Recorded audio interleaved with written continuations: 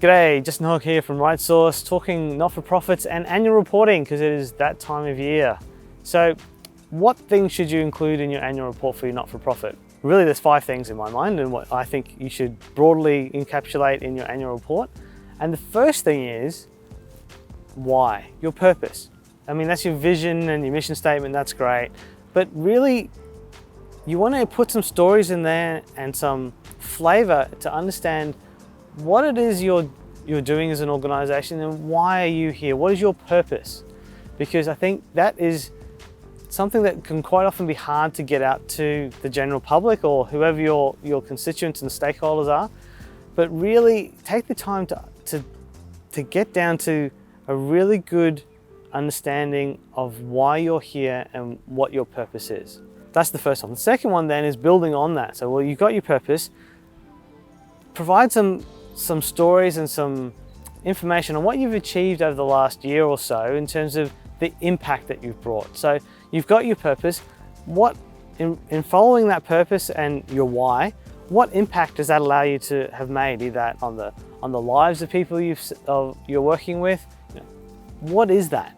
And that can quite often be done by a story around a particular case or a particular example which shows the follow through of your purpose and how that makes an impact on society around you. So you got your purpose, you got your impact. The next thing then to look at is you've got your stories around your impact. The next thing that then really helps drive that home and help the people who are reading your annual report understand the value you're adding is to actually put some information in there around outcomes. So when I say outcomes, where that's different from impact is outcomes are more measurable. So is it meals delivered, beds provided, appointments that you've done? What is it? What is it, the service that you've provided, the people that you've helped? How big is that? And that way, if you've got some hard numbers on that, you can help saying, well, this is our purpose, this is why we're here. This is the impact we've made on these individuals, and these are some sort of case studies, if you like, that we've seen. There's 2 or 3 that we've got an annual report. Now we've done 2,000. So it helps people then get an idea of the scope of your organization and the fact that you are actually delivering on what you're saying you're doing. So that those hard numbers can help really balance out that qualitative story approach that you have in your annual report. Those first 3 things are about who you are and what you're trying to achieve. The next aspect that you can really have in your annual report, which I think is very important, especially if you are in the fundraising space, is to talk about the funds that you've received, so the donations that you've received.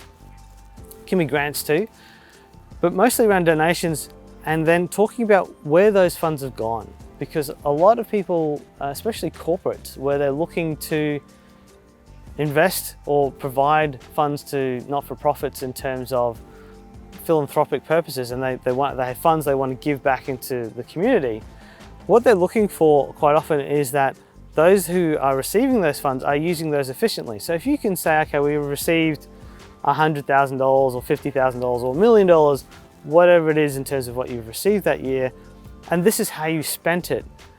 That then allows the readers of your report to understand, well, okay, you might have had $100,000 and you spent $90,000 of that on actually delivering a service, and 10,000 of it's gone to admin. There will always be an admin component. What you want to make sure is you keep that as minimal as possible, and you're showing that you're still delivering value to those that you're trying to serve, but also to those who are providing you the funds, that their funds are being used efficiently towards a purpose.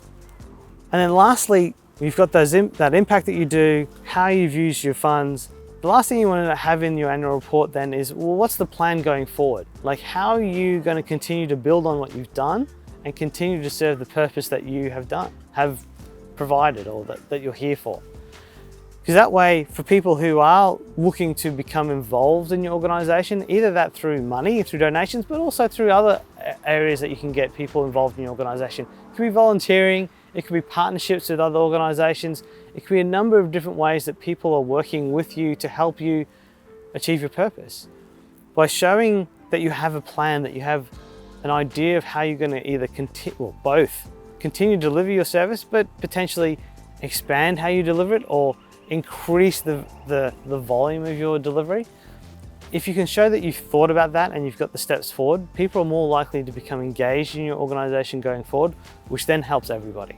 So that's a really quick one today in terms of your annual report and the things you should look to include in it to help it provide a good story for your organization, a good platform, and also to help those who are looking to become involved with your organization be able to take that next step.